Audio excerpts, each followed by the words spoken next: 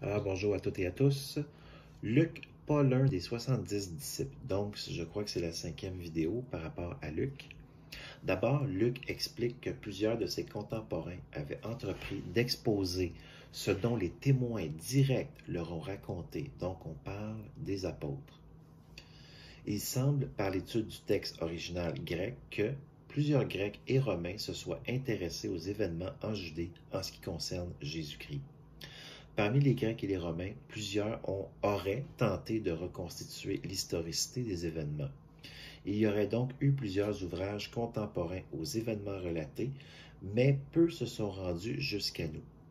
Le cas de Luc nous préoccupe donc.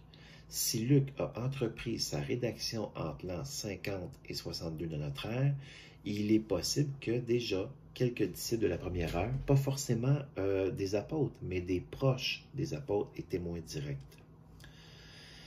Donc, ils étaient déjà à l'ouvrage littéraire des récits des événements liés au passage du Messie en Judée, si la rédaction de l'évangile de Luc a eu lieu entre l'an 50 et 62.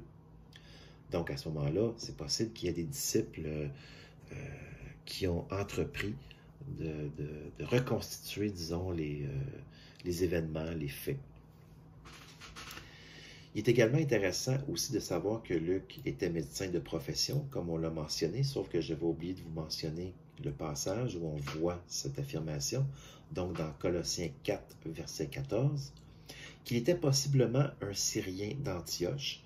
Il n'y a aucune preuve qui existe sur son origine exacte, juste au passage, et qu'il était de culture grecque, dont son évangile semble s'adresser à une personne de distinction romaine, d'origine probablement syrienne, mais de culture grecque, si l'on en déduit par le titre officiel que semble lui donner Luc.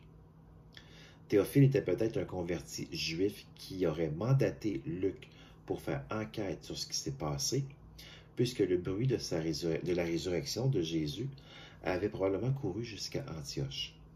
En effet, dès le début des Actes des Apôtres, on constate que plusieurs chrétiens sont d'origines diverses à travers l'Empire, dont certains provenant d'Antioche, vieille cité de l'actuelle Turquie. Comme Antioche se trouve au nord de Jérusalem et sur le chemin des différents voyages missionnaires, la cité d'Antioche était une ville de prédilection là, pour la prédication de l'Évangile et d'un christianisme de plus en plus florissant. Il est également possible que ce soit à la fin du deuxième voyage missionnaire qui s'est terminé à Antioche, vers l'an 53-55 de notre ère, que Luc a été mandaté par Théophile en ce qui concerne les événements entourant le Christ.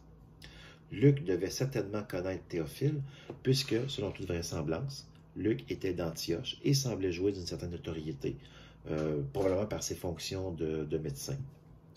Luc était déjà bien ancré dans la foi et aurait respectueusement répondu à la requête de Théophile. Ajoutons également un petit détail, que Luc ne se considère pas comme un témoin oculaire, donc ne faisait pas partie des 60 disciples, comme le veut la tradition chrétienne. Alors, se termine ici la présentation de Luc. Ça a pris un certain temps, mais il fallait quand même essayer d'avoir un portrait global de la personne de Luc.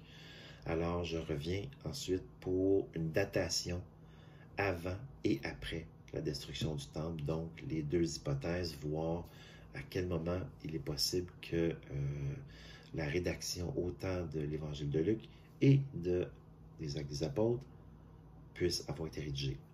Alors, je vous remercie. À bientôt.